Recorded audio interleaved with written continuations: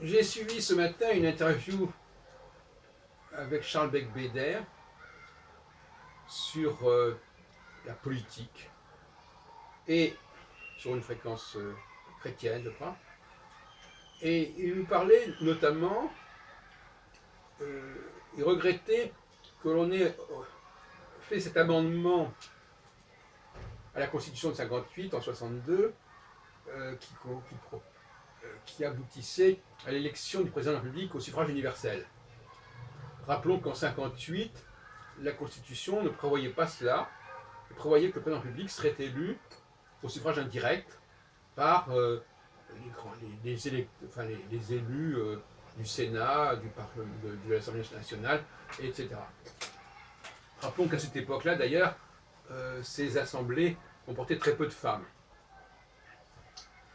Donc, il était évident que lorsqu'on est passé en 65 à la nouvelle élection présidentielle, où d'ailleurs De Gaulle a été mis en ballottage par François Mitterrand, mais il a quand même gagné, il est resté président, même s'il n'est pas resté jusqu'à la fin de son mandat pour différentes raisons que nous connaissons.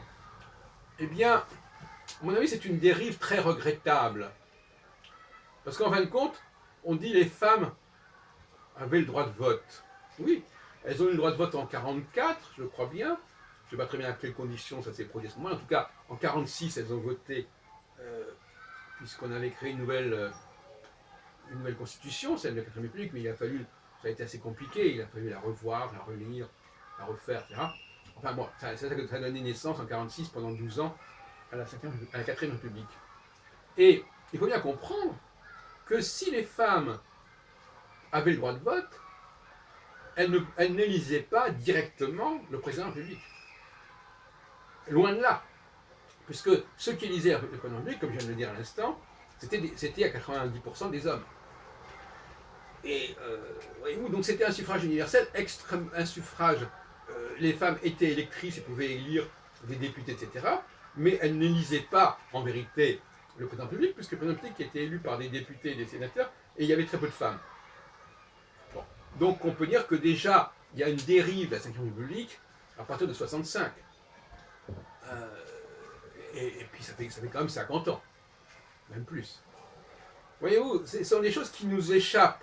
On dit le suffrage universel. Non, non. Les femmes n'étaient pas en 58, et encore moins d'ailleurs en 46, c'est la République. Ou alors là, c'était des combinaisons entre députés pour savoir qui était président du Conseil, etc. Le président de la République ayant un rôle gardien des institutions. Donc voyez-vous, jusqu'en 65, les femmes ne pesaient que très faiblement dans le fonctionnement de la 5ème République, en tout cas de l'élection du président de la République.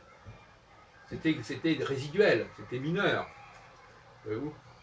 Donc voyez-vous à quel point, tout à l'heure je parlais dans une autre causerie de ce que nous de, de, de l'ordination des prêtres catholiques que dans les jours qui viennent. Il est évident qu'on avait à élire, je ne sais pas, 80, enfin dans toute la France, à peu près 80 prêtres qui seront ordonnés. On ne parle pas des femmes. Voyez-vous. Ce ne sont pas les femmes qui élisent le pape non plus.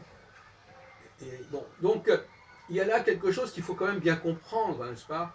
À savoir que le rôle des femmes dans le fonctionnement des institutions publiques, il est problématique aujourd'hui du fait du passage de l'élection au suffrage universel direct. Voilà. Je dis ça parce que moi je suis constitutionnaliste de formation. En tout cas, j'ai été très marqué dans mes premières études universitaires par le droit constitutionnel.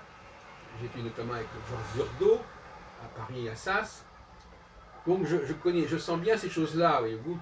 Et en plus, en 65, j'étais étudiant en droit lors de l'élection. Je me souviens même d'ailleurs des travaux pratiques qu'on faisait à l'époque, à la fin 65, à propos de ces élections qui allaient venir.